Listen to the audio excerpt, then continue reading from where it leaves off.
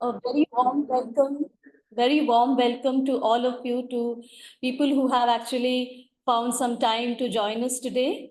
I'm Rituparna and I'm from Enable India. And I welcome you all to this wonderful fireside chat, which is called Against All Odds. So before we delve deeper into the conversation, I would like to call out the inclusion measures that we have taken today.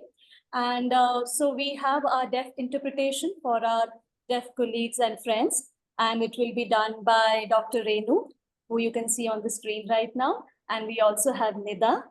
And we will also be taking care of the language translation from English to Bengali, English to Hindi, and English to Kannada. And it will be done by our inclusion champions at Enable India. We will also be doing the live captioning, which will be shown on the screen. And so people who will be accessing the language translation, when you go into the specific rooms, please mute on the original audio so that you can get the clear audio from the language translators. So yes, happy to see Pragya on the screen, our speaker for today.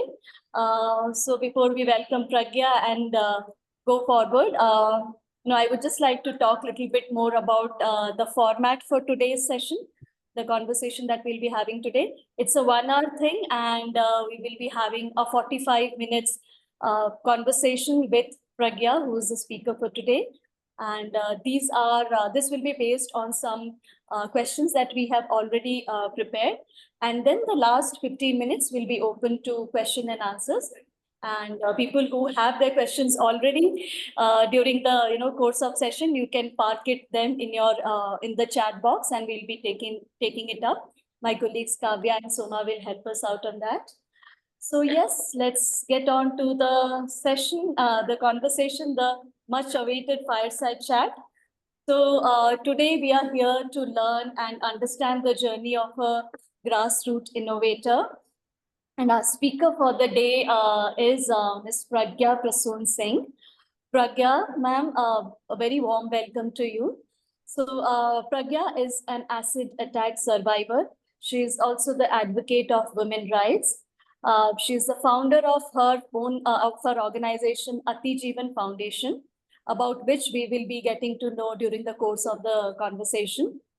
She's the recipient of the Nari Shakti Award, Nari Shakti, which is women power, from the President of India in recognition of her exceptional work in the space of women empowerment.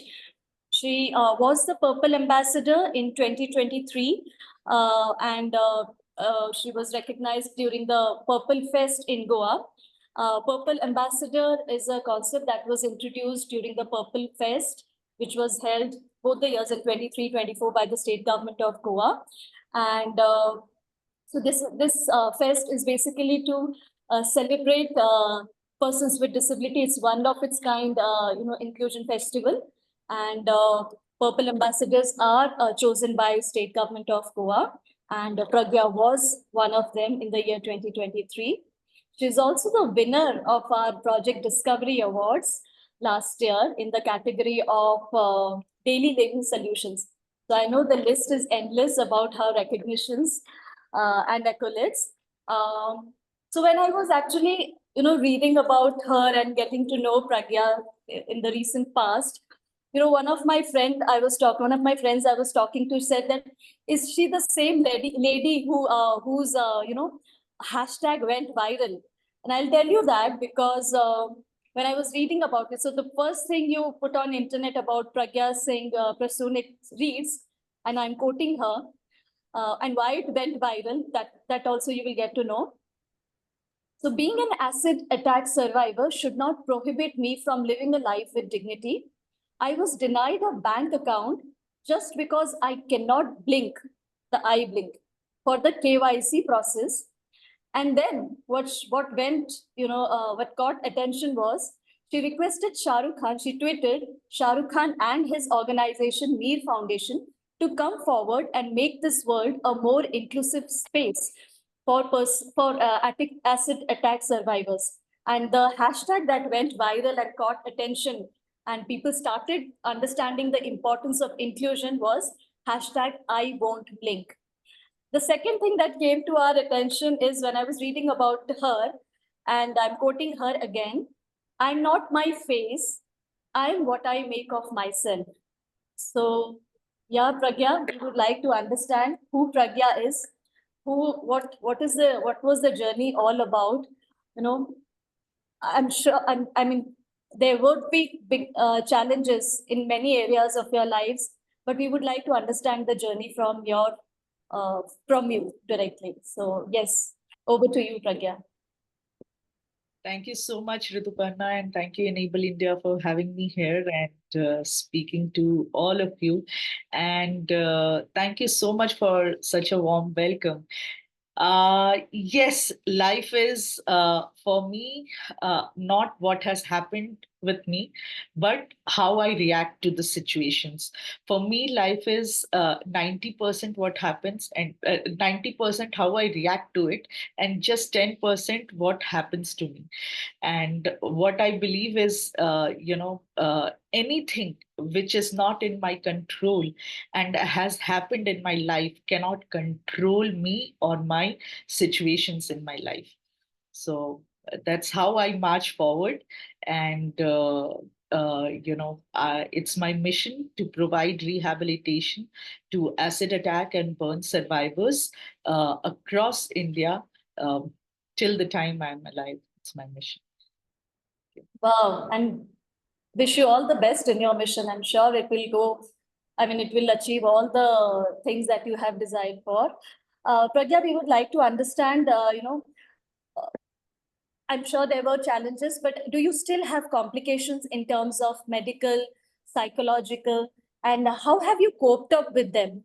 Like, what are the services that you have sought for in terms of your rehabilitation or, getting back to, to your normal life?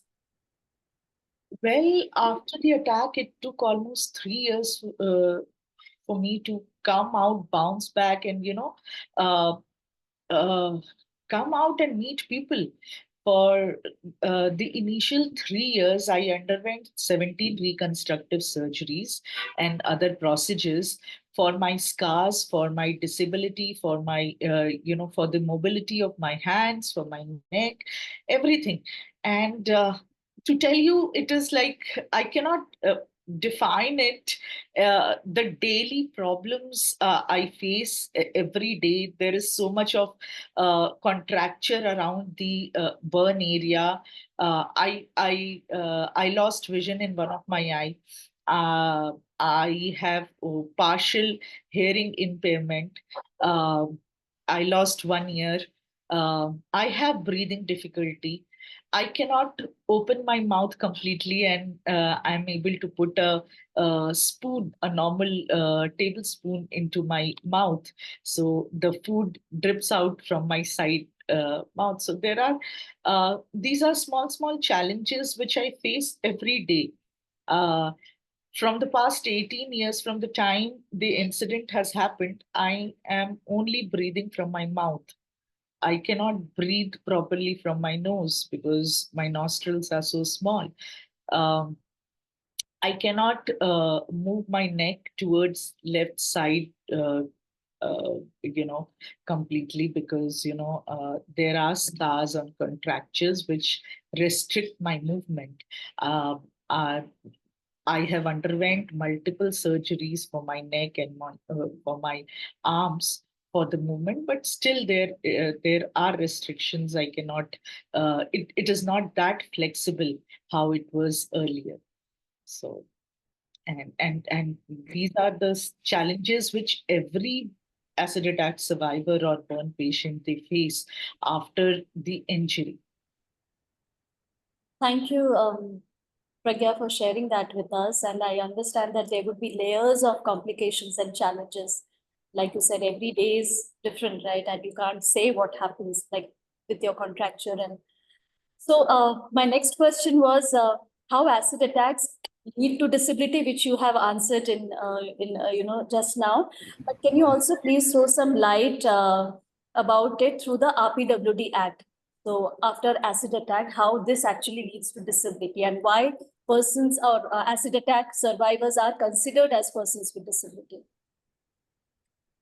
they are considered a disability because there is multi-layer, challenges what they face every day on daily basis. As I told, burn and scarring is one of the restriction, like one of the challenge which restricts the movement of your joints.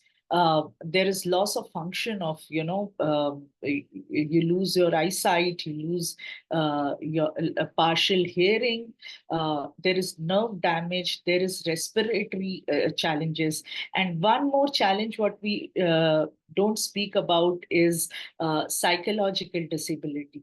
I believe that is one of the major challenge which any acid attack survivor face, because you know when most of the attacks happens over the face, and this is something which is very prominent when anyone sees you, and the way people react to it really put the confidence down of the patient.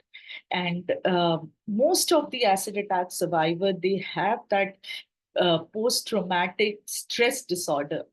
They are not able to come out of that depression and the anxiety uh, they had been through during the time of treatment. There is physical pain and there is mental agony, which they have to face lifelong, because this is something, this disability is something which, people will immediately see and make faces, they will isolate you from the society because you don't look normal, right? So, social isolation is something which acid attack survivors often face. They are not provided with any kind of, job opportunity, any kind of, inclusion, whether it is, I was not invited in my own cousin's wedding because I look like this. I like a lot of my relatives isolated me because my whole appearance changed after the attack. And that's why I believe it is very important to put acid attack survivors in RPWD Act, and they were included in RPWD Act 2016, which gives them opportunity to be included in the disability category, their rights to be protected. There should be, they get some sort of government support because of this RPW, coming in the Disability RPWD Act. And there are some guidelines for the accessibility in the workplace, at the workplace, as well as at home, which needs to be implemented if you are an acid attack survivor or you know someone who is an acid attack survivor. So glad you brought this out, and especially talking about the part that we normally don't, the mental agony, because sometimes we go by the physical disability, but what is happening psychological, I think that's a very important thing to focus on. And thank you for bringing this up. That actually brings me to my the next question. That is, what were your personal strengths during the recovery period, or what's the biggest source of strength and inspiration for you that drives you? Well, the work I am doing, uh, me being sitting here and talking to you is only because of the wonderful support and wonderful people in my life who never thought or saw me as somebody who is different. They always tried to make me feel absolutely normal, and that I am a part of the family, I am part of the society, my friends, my families, and the doctors and nurses who have supported me. I believe they are my source of strength and inspiration, each one of them, each one of them.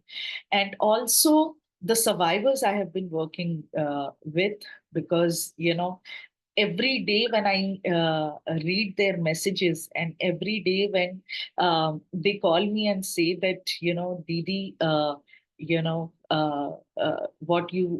how you helped has helped me coming out and talking to people, has helped me getting a job, has helped me recover from my injury.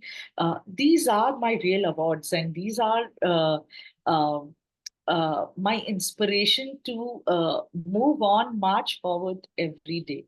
So everyone who are in my life involved in helping me coming out, and also who are every day involved with me in the rehabilitation of other acid attack survivors are my source of inspiration.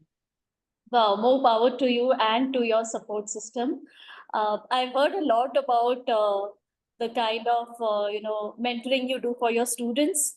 So could you please throw some light on that? When you say students, who are they, and what kind of training do you impart to them?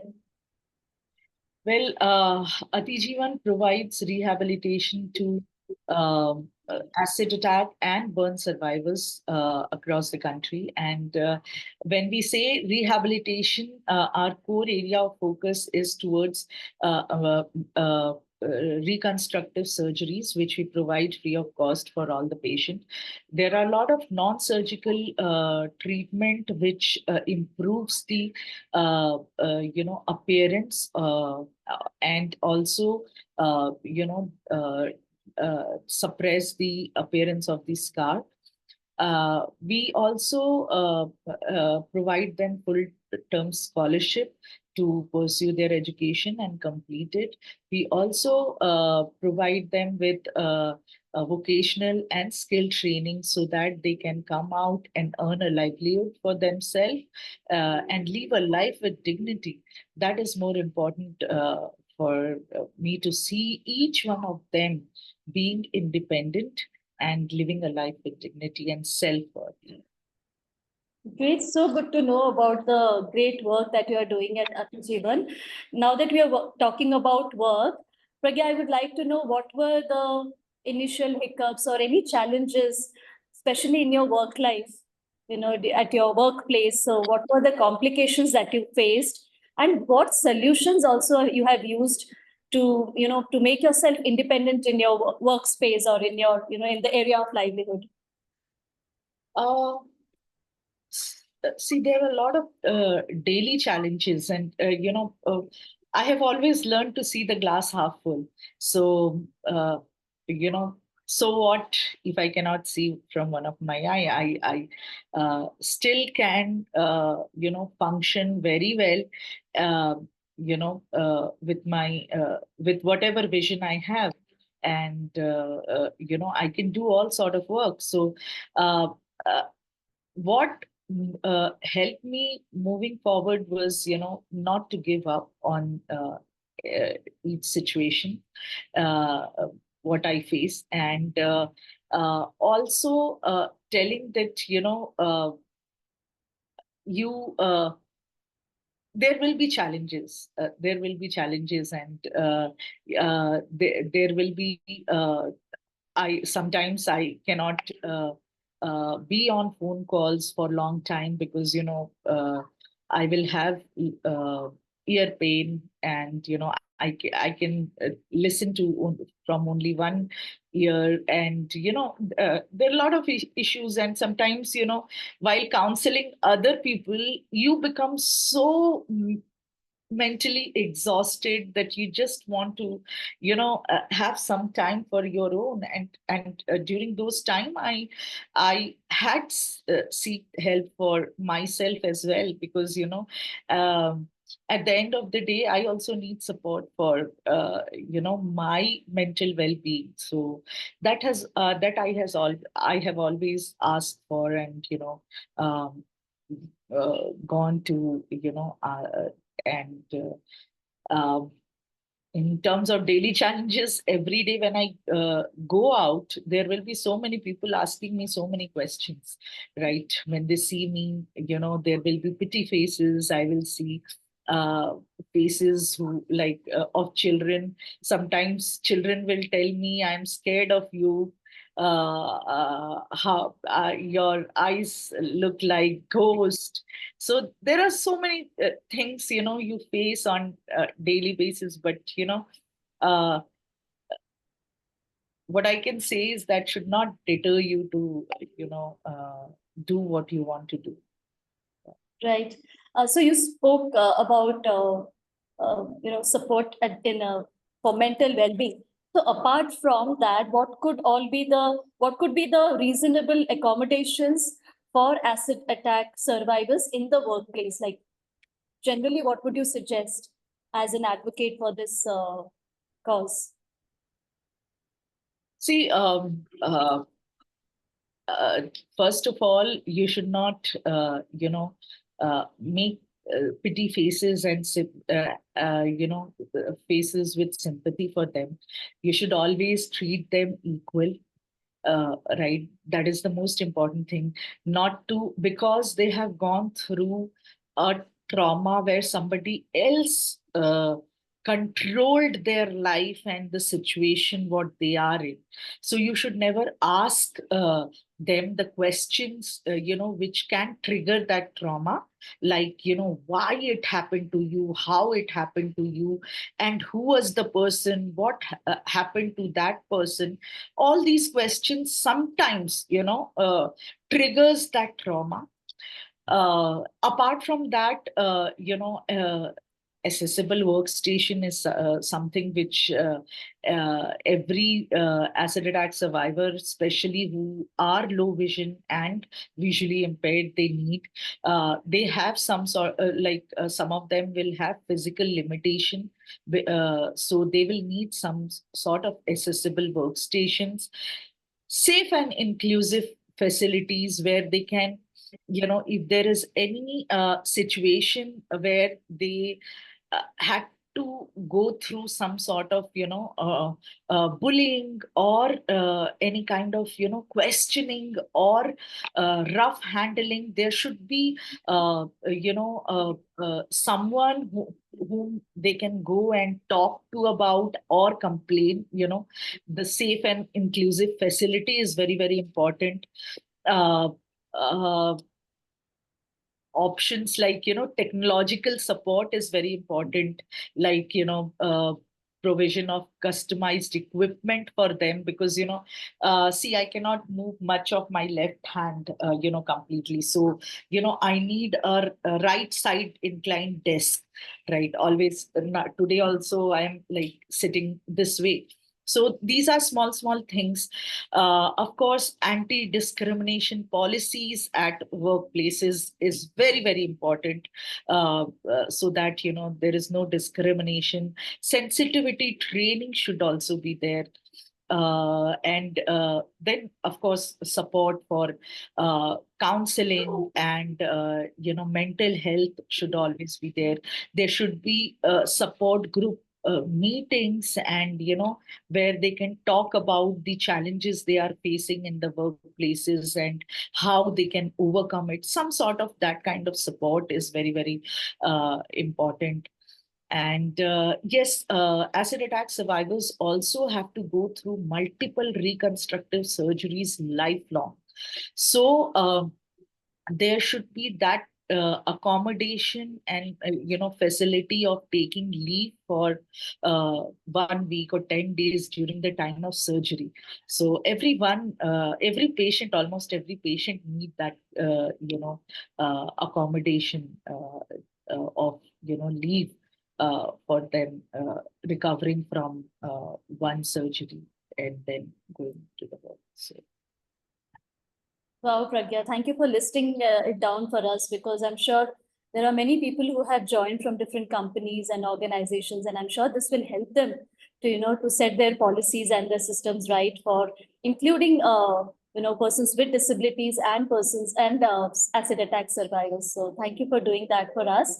Now that you have talked so much about the support system, I would also like you to let us, to throw more light on the awareness campaigns that you are running.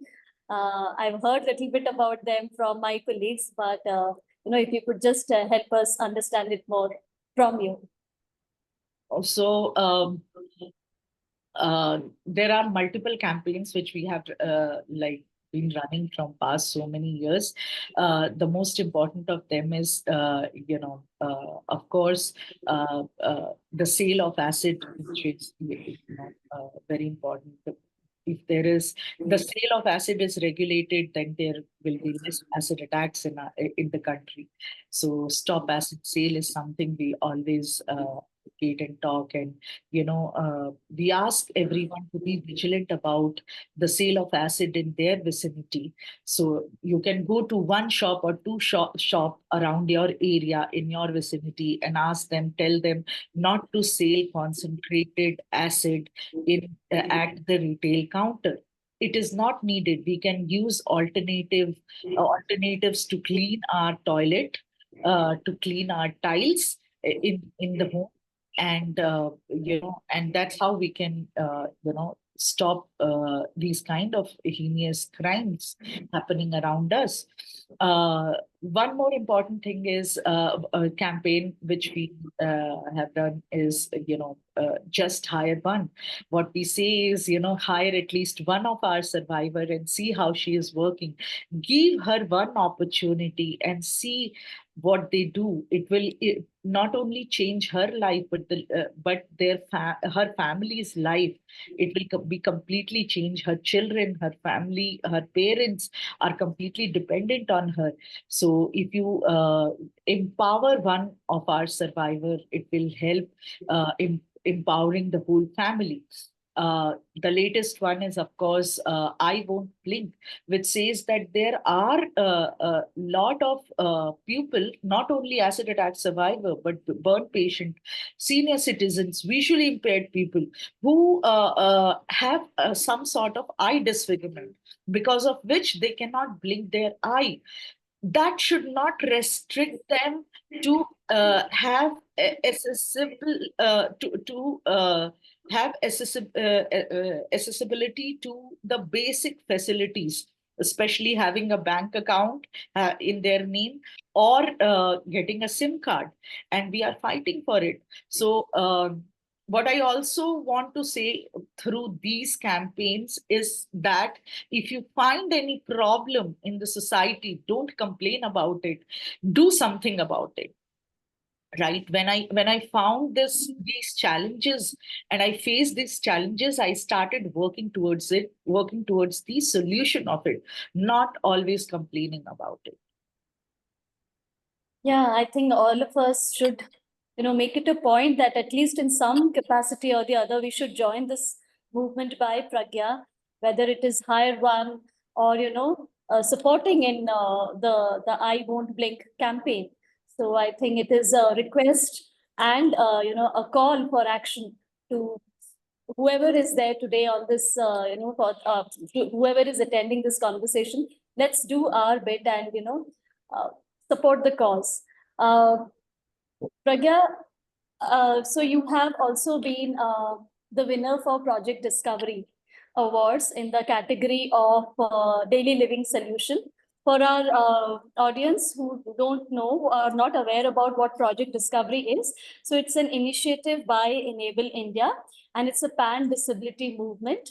The idea and the intent is to, it aims to, collate and get as many as solutions from the grassroots from across the country.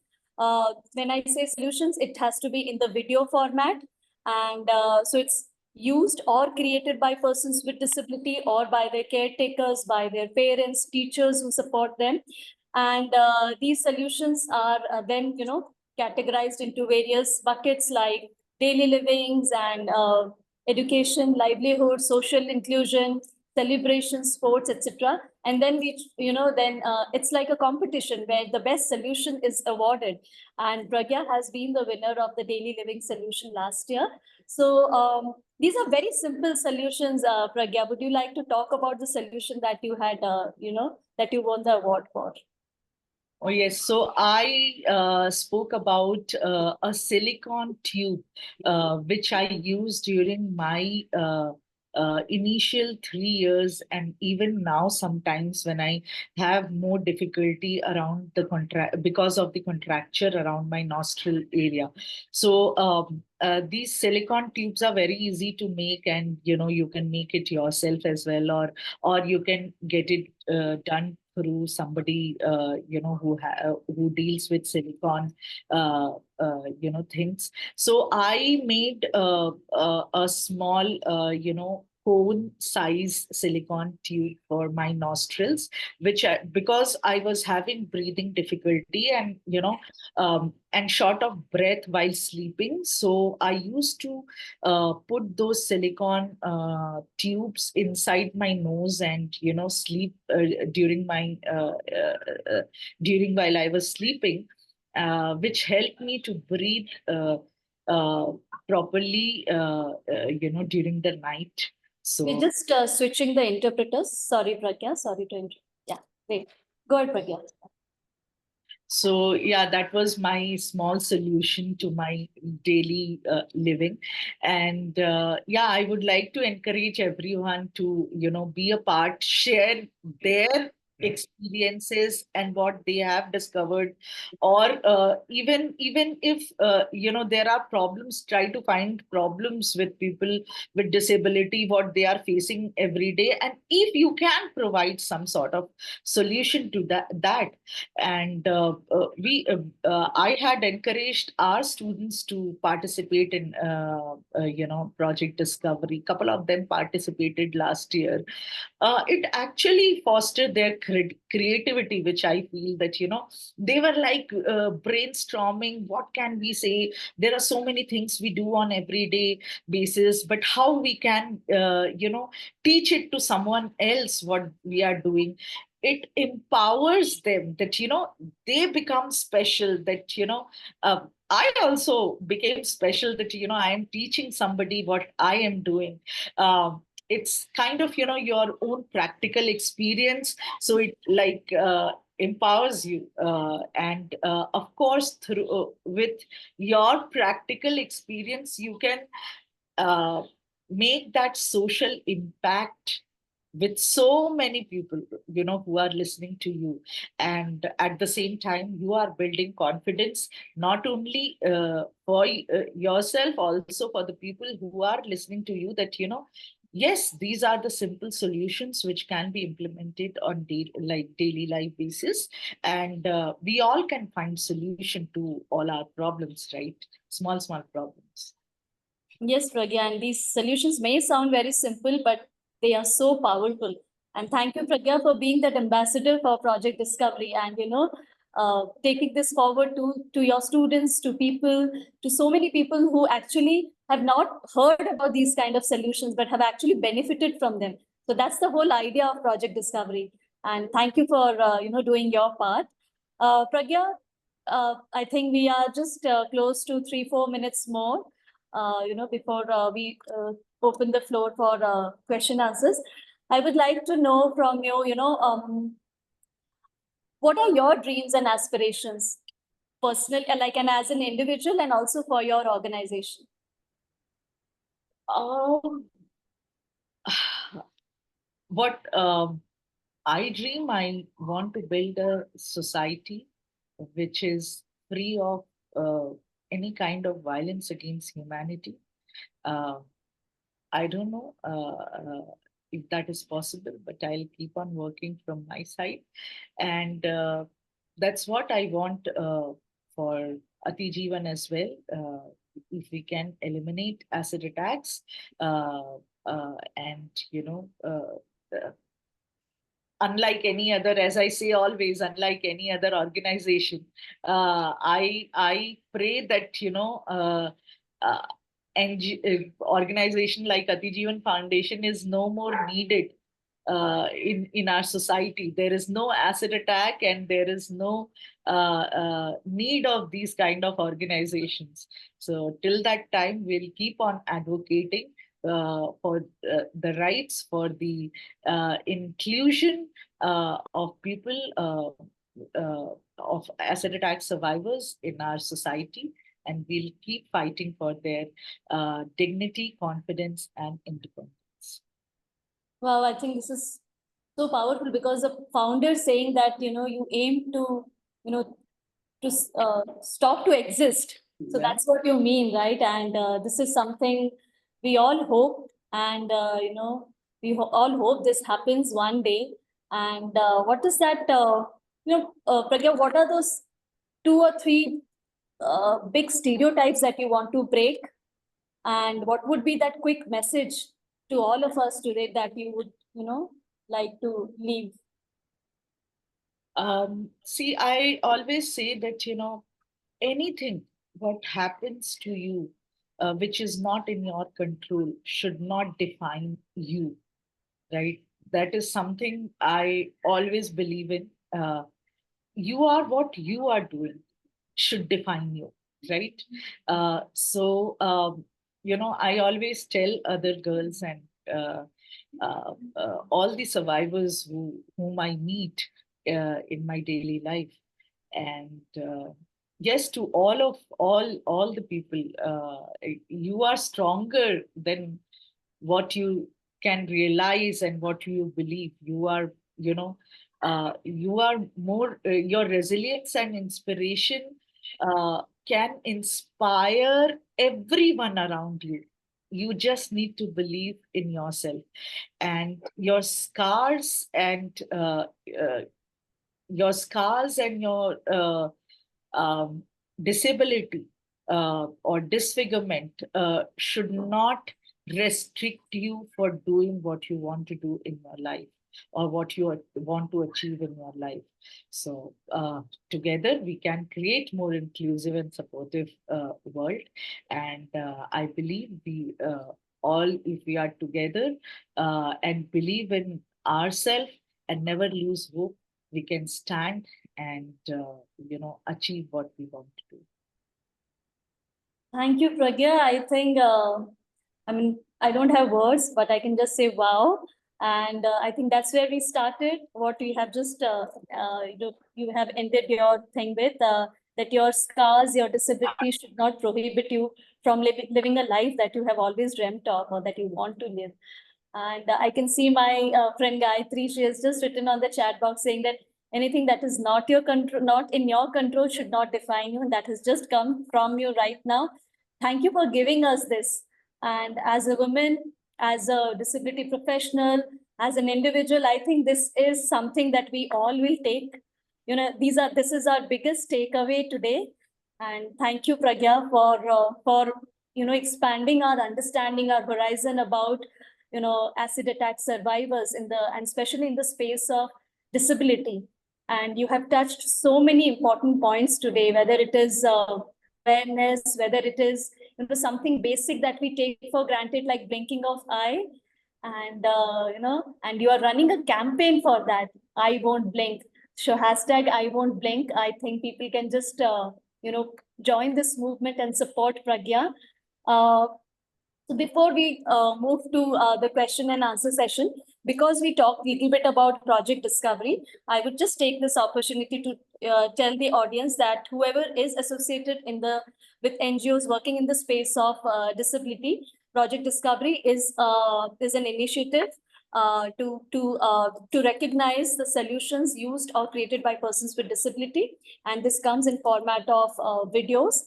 And you can, to know more about it, you can email us at projectdiscovery@enableindia.org, and request Soma or Kavya to put this email ID on the chat box. Or you can also reach us out on our helpline number, that is 9742872509. 9742872509. So please join us in this unique movement and be an ambassador for Project Discovery. The floor is open for question answers. We would love to have the question here on the chat box. So we have one question from Akshat, and he's saying, how did you overcome the challenge of not getting job? Yeah, Thank well, you, Akshat, for that question. Yeah. Go ahead, Pragya. Akshay. When this attack happened to me, I was a postgraduate, and I had to undergo multiple surgeries and for some time. But when I wanted to go back and uh, to find a job, I was denied. I was denied because, people told that, you first get your surgeries done. And I was not able to make them understand that this is how I will look for the rest of my life. And this is what any plastic surgeon could have done to my face. Anyone in the country. How did I overcome? Um, I started finding uh, ways of, engaging myself into small things. I started learning more about share markets. I started learning more about marketing, and I helped a couple of my designer friends to, market their, products in Bangalore. So yeah, the first thing what I did was, uh, learning more different things, which helped me in finding more different opportunities, because I was just blank. After completing my post graduation, I was still not able to, get some any job opportunity because of my, you know appearance. So I started finding different opportunities, and for that I started learning different. That's how I was able to keep up with that. Great. Thank you, Pragya. And thank you, Akshat, for asking such an important question. Do we have more questions? Yes. So Chandra has written, great inspiration. Just a question. You spoke about discrimination at workplaces. In cases of disabilities, sometimes there may be expression of excessive sympathy.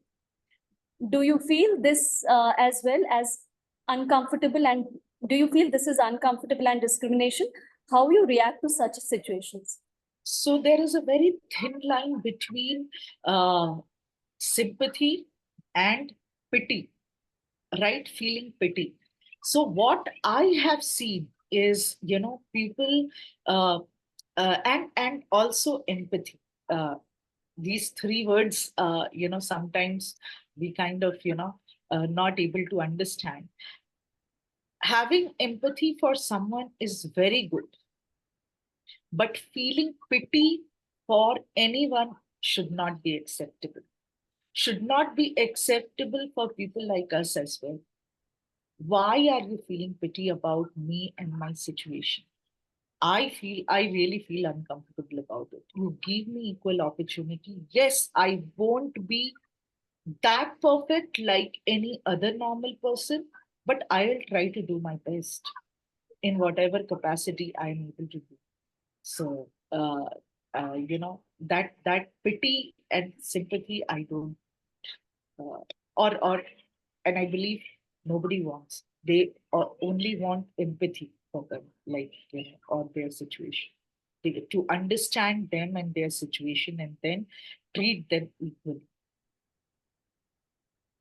Thank you, Pragya, for taking up that question. The next one has come from Sashank. He's saying, more power to you. Thank you for sharing your story. How easy is it to normalize your challenge after many years, having already explained it to tons of people, keeping in mind the psychological aspect? Well, Shashank, I think, I have lived two lives. One, which was, from my birth till 23 years of age before the attack, and one was after the attack, right? With so many disfigurement, deformity, and disability. And initially, for few years, I won't lie, it was very difficult. Very difficult to even, talking to someone eye to eye. It was very difficult. And or sharing anything, while sharing anything, I'll cry. And to normalize it, I kept on talking about it. I think, that helped me. I have spoken about the challenges not only of myself but for of other acid attack and burn survivors, right? Whose situation are more worse than me myself, and which has helped me understand and make people understand that there are people in worse situation than myself, and I need to be their support. uh, I think that has helped me, dealing with it every day. And now I cannot, I don't cry while talking about myself and, my whole trauma. And Great, Pragya. I think you have, you've talked about normalizing differences, and we at Enable India also swear by it. So that's the base that we, build our work on. We have another, question from Sujaya Sastri, and he's saying, overcoming internal scars is such a big challenge. Salute to you. You are a great inspiration. Thank you for sharing. So, yeah. thank you, Sujaya. Thank you, Sujaya. Any questions? Any more questions? Can we see? You can put it on the chat box.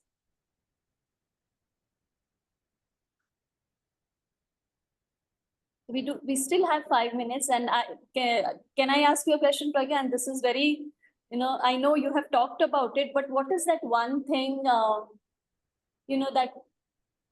that gave you strength?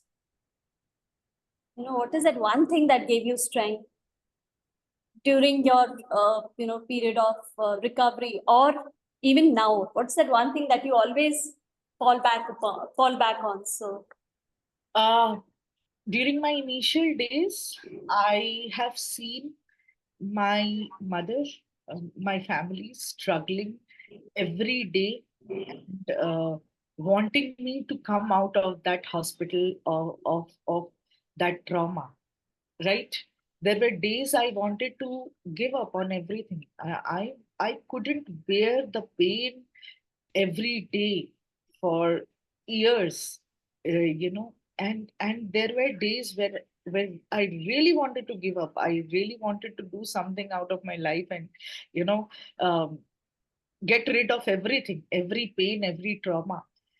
But seeing the efforts of my parents and how badly they wanted me, and they were sure to that I will come out of it, was my inspiration. That kept me going, that I cannot give up. I cannot give up, even if it used to come to my mind, the very thought. And seeing my parents, my mother, she was sure about that, I'll deal with it, I'll come out of it. How can I make all her efforts go in vain? I had to come out of it. And of course, when my daughters were born, after that, there was no looking back. They were my only focus, the point of, uh, of everything, of my life. So, till the time, even if like after their birth, I never went for any surgery, because, I was worried, how can I, like, who will take care of my children? And I had to be fit, I have to eat properly, so that, I'm fit and healthy to take care of my children. Was, has always been there, that thought, and which has always kept me going. Also, because of Atijeevan, now that, yeah, during COVID, I was admitted, and I was not sure whether, I would be, I would come out of that hospital. But yeah, you know, just the thought, and, there were so many girls, so many students, they kept on calling me and telling me that, they are sure that God is going to, make me come out of all this. So, all the love which I have got in my life is my source of strength and inspiration. thank you, Pragya, for answering that question of mine, and for being my inspiration. We have few more questions. Now that you've just talked about Atijeevan, I'll take that first. Somebody is asking, curious to know Sashank is asking, curious to know the idea behind naming the organization Atijeevan. Oh, wow. Atijeevan means life beyond your first life. It is a Sanskrit name, and which I can say comes from a phoenix. The idea of a phoenix which gets burned and then, comes out, another life, gets another life. So this is something Atijeevan stands for: survival, and survival of all the burn and acid attack patients who are living their, next stage, next life, beyond what they have lived in the past. So yeah, that's how the name is coming. So interesting. Thank you. Next question is from Avasti, and the question is, how do you engage with people who may not understand the importance of your cause? How do I engage? I make them aware. I make them aware about the challenges, about importance of the first aid, and how it can change, the life of any burn patient. Why it is important to include acid attack survivors in our society. Do we see? One question is, all of you know me today, or might have known me through social media, or other this thing. But have you seen any acid attack survivor in your daily life, or around you, at your workplace, in your institution? Have you seen any of the acid attack survivor? Most of the answer will be no, because and every year there are more than thousands acid attacks in our country. But where are these survivors? Every year we have so many burn cases where for like where most of the women are burned, and where are these burn patients? Why are they not at our workplaces, at our college, in our colleges, institutions? Are we seeing them? Where are these thousands of people? Because we don't include them, we don't accept them, we don't try to help them. And if we try to help them, all of them will come and be included, and be able to live a life, right? So that's what I will do for the people who are not aware about the cause. I'll tell them to include them in our society. Thank you, Pragya. We'll just take the last question from Shiva, and it says, it is really inspiring to see Pragya live her credo of no pity. When she speaks of helping other acid attack survivors, truly inspiring. Pragya radiates so much positivity. So it was not a question, okay? So yeah, wonderful comment by Shiva. So I think, yeah, we are done with the questions, and there's somebody else also who has written this, and her name is Pragya. This was so inspiring. You are amazing and doing such a great work. Kudos to you. Thank you. So yes, a big thanks to Pragya from all of us, from the entire family of Enable India, and from people who have joined today. Thank you for debunking all those myths, and making us understand the right things about acid attack survivors, and opening our horizon of the overall understanding. Thank you so much, Pragya, for joining us today, and we look forward to more conversations with you in future. Thank you, and thanks to all the people who have joined today. Thank you to all our inclusion champions and to the team of Enable India. Thank you so much. Thank you so much for having me here, and thank you so much for listening to me, and uh, uh, talking about having a conversation around this cause. It's very important for me. Thank you. Thank you Thank so you, much, Pragya. everyone. It was so great listening to you. Thank you. Thank you so much. Yeah. Thanks. Bye-bye. Have a great Thanks, day. Pragya. Very insightful. Thank you. Thank you.